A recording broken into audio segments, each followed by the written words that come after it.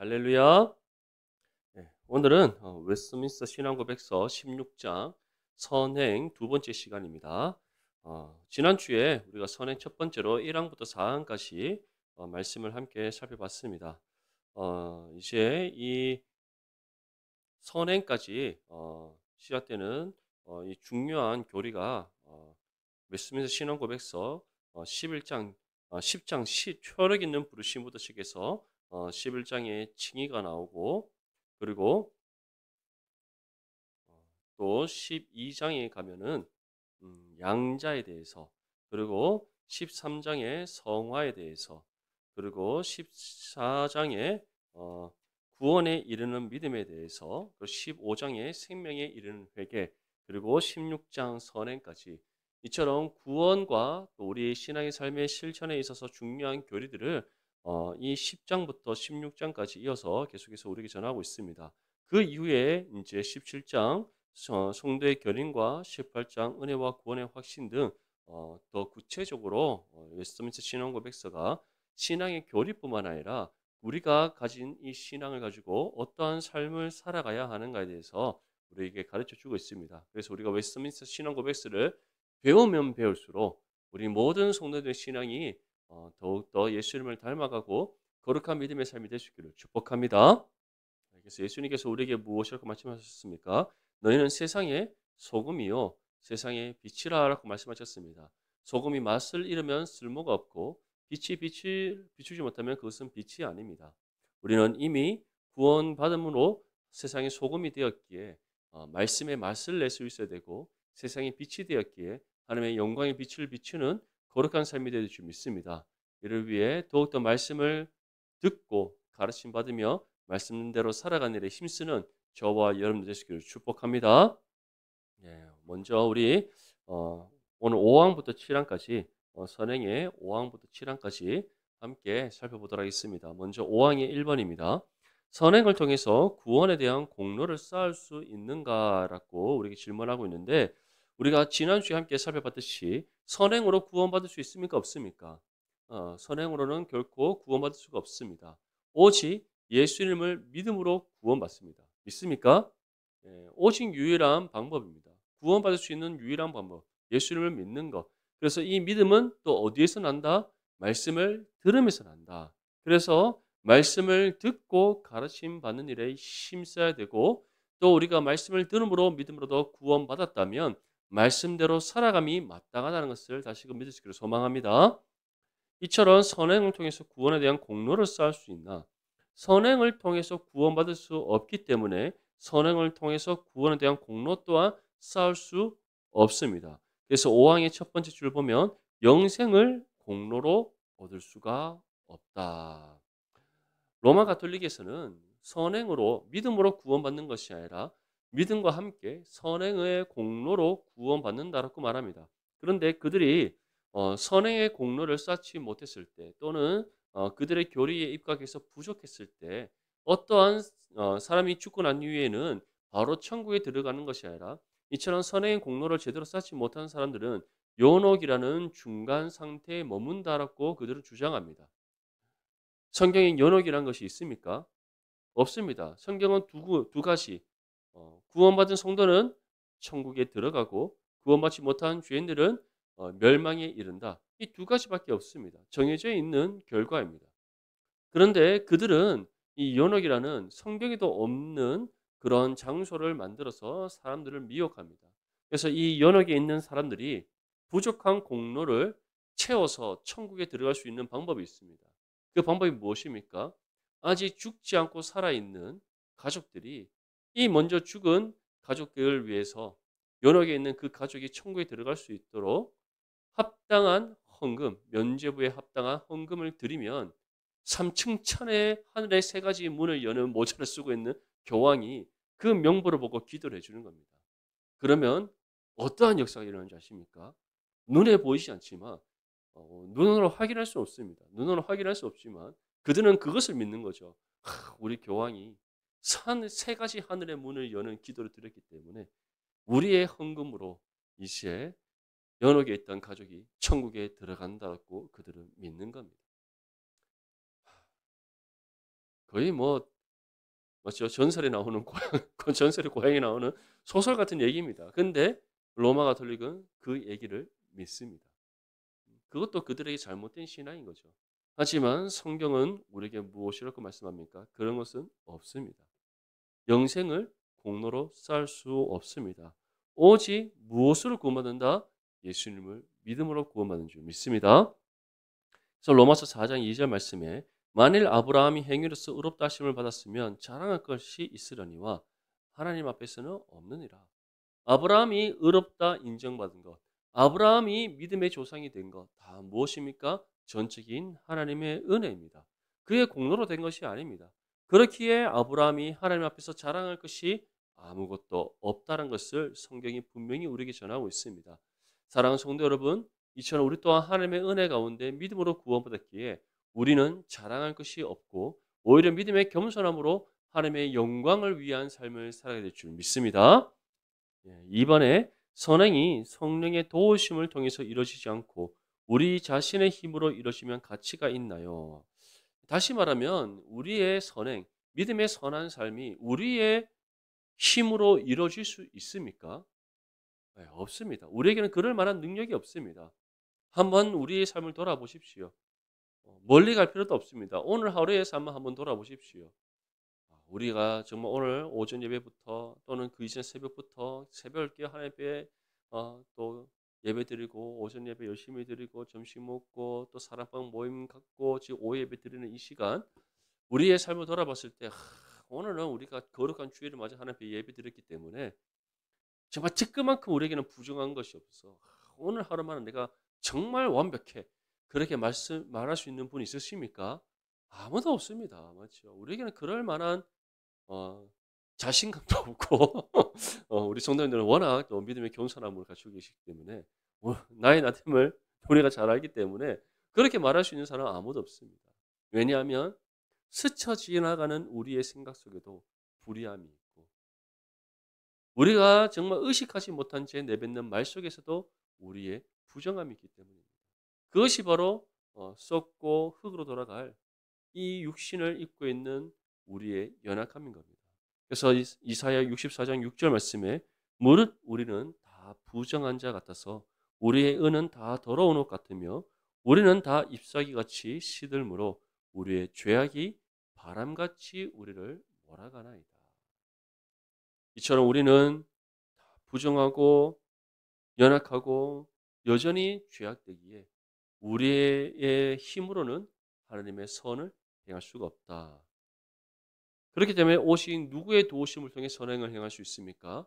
우리 안에 임하셔서 함께 하시는 성령의 능력과 도우심을 통해서 우리가 하나님의 선을 행하는 거룩한 삶이 될 수 있음을 믿으시길 소망합니다.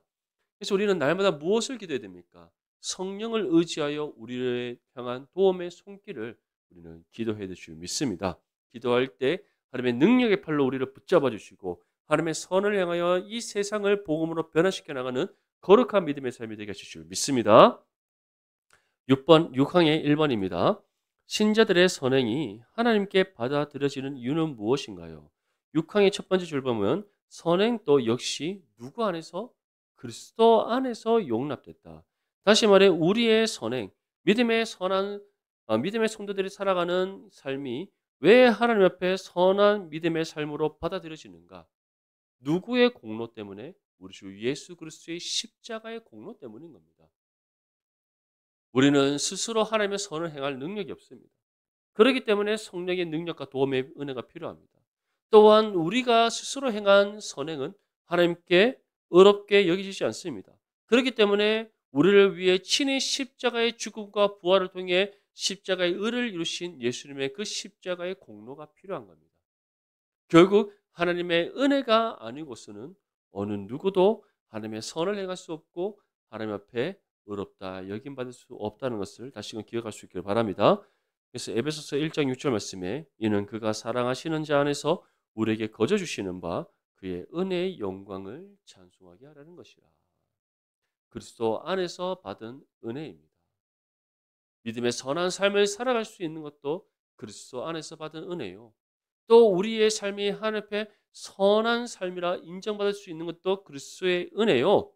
우리가 선한 믿음의 삶을 살아갈 수 있는 성령의 능력과 도움의 은혜를 받을 수 있는 것 또한 그리스도의 은혜입니다. 그렇기 때문에 오직 은혜라는 것을 종교개혁자들이 우리에게 중요한 하나의 신앙의 고백으로 전했던 겁니다. 사랑하는 성도 여러분, 이 사실을 다시금 기억하면서 정말 우리에게 베푸신 하나님의 은혜에 날마다 감사함으로 영광 올려드릴 수 있기를 간절히 소망합니다. 이번에 신자들의 선행이 공로는 될 수 없을지라도 선행을 위한 상이 될 수 있나요? 6항의 두 번째 주제를 보면 선행을 용납하고 상 주시기를 기뻐하셨다라고 되어 있습니다.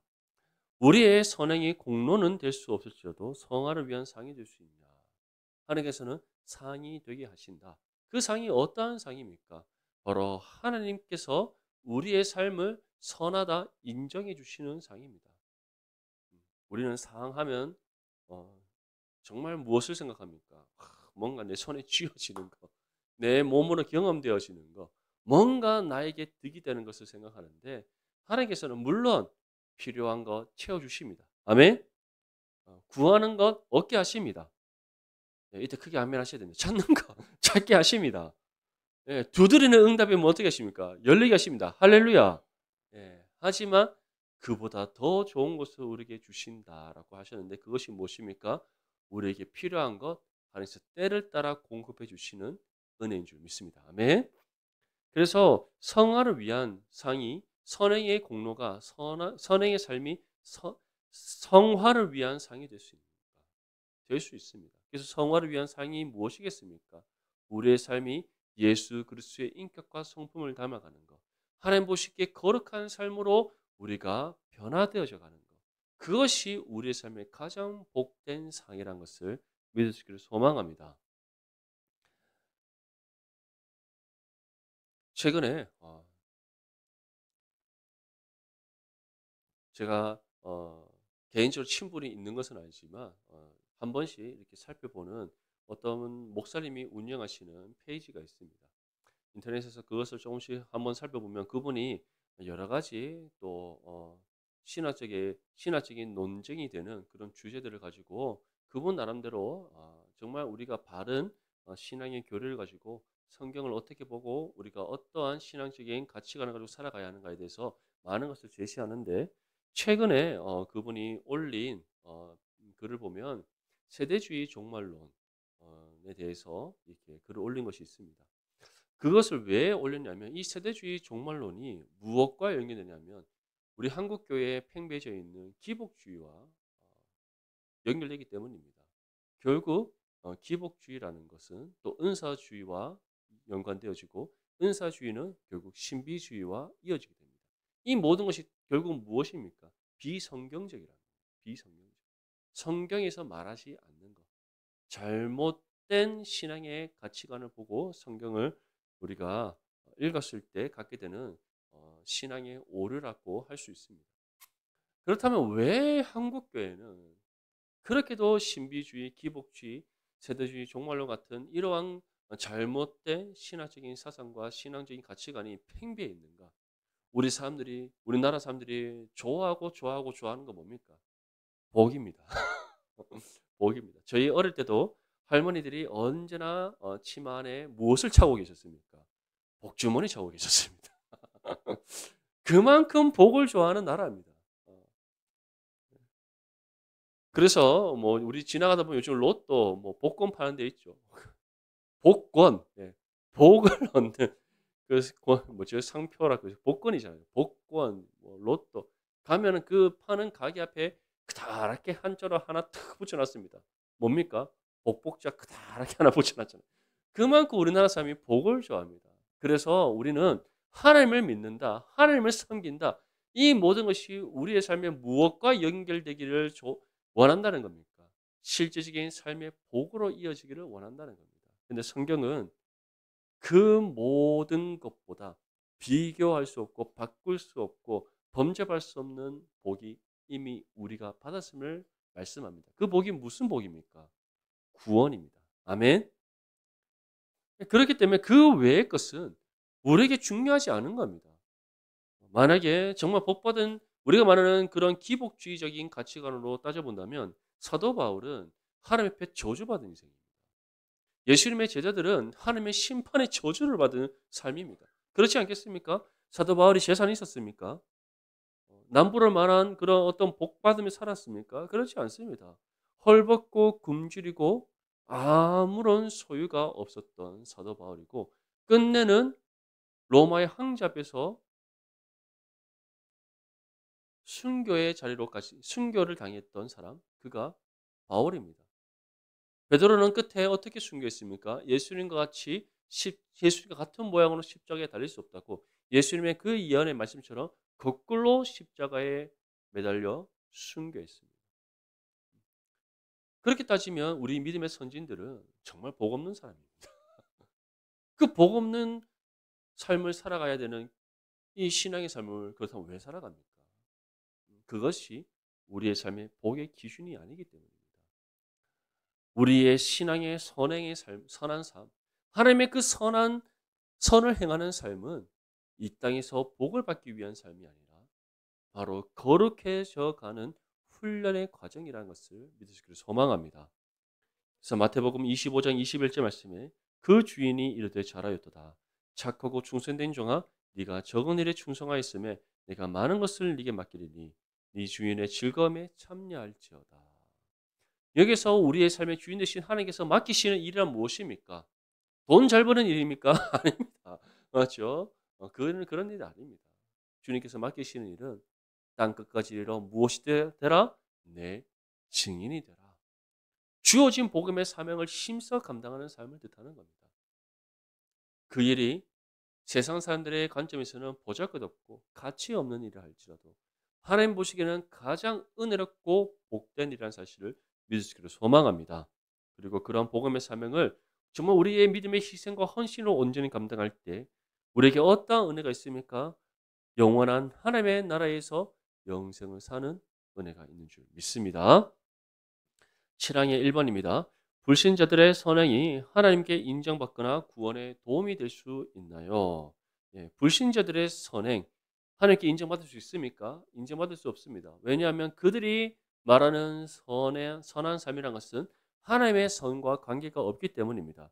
그래서 7항의 첫 번째 주제를 보면 그것들은 죄악이다. 불신자들이 말하는 그 모든 선행은 죄악이다.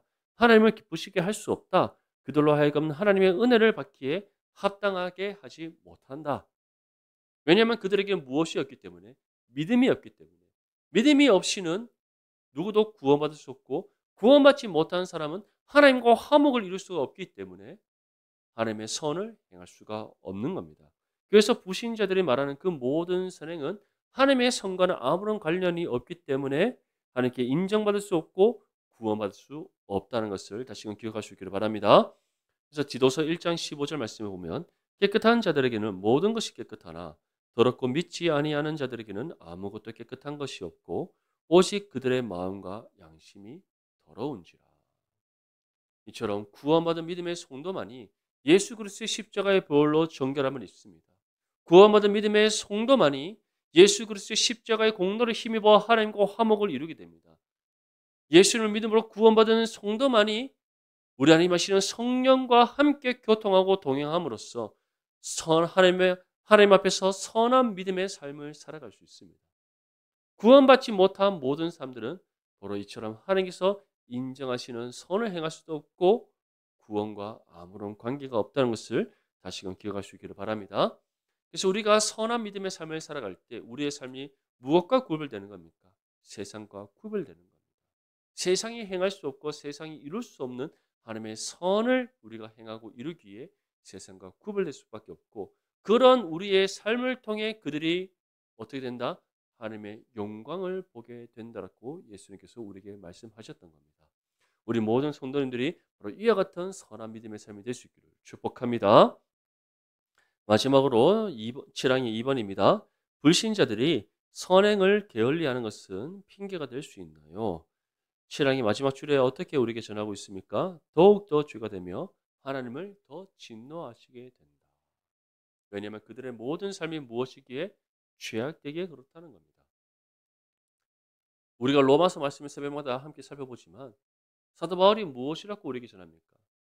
하나님께서는 이미 창조한 세상을 통해서도 하나님의 살아계심을 증거하셨기 때문에, 그래서 그들이 복음을 듣지 못했다거나 하나님을 알지 못한다거나 그러한 모든 것들이 그들에게 핑계가 될 수 없음을 분명히 우리에게 전하고 있습니다. 사랑하는 성도 여러분, 이처럼 불신자들이 하나님의 앞에서 선한 믿음의 삶을 살아가지 않는 것, 어떤 것도 핑계가 될 수 없습니다. 마찬가지로 구원받은 믿음의 성도가 하나님 앞에 구원받았음에도 불구하고 말씀대로 살아가지 아니하고 믿음의 선한 삶을 살아가지 않는다면 그것이 하나님 앞에 핑계가 될 수 있겠습니까?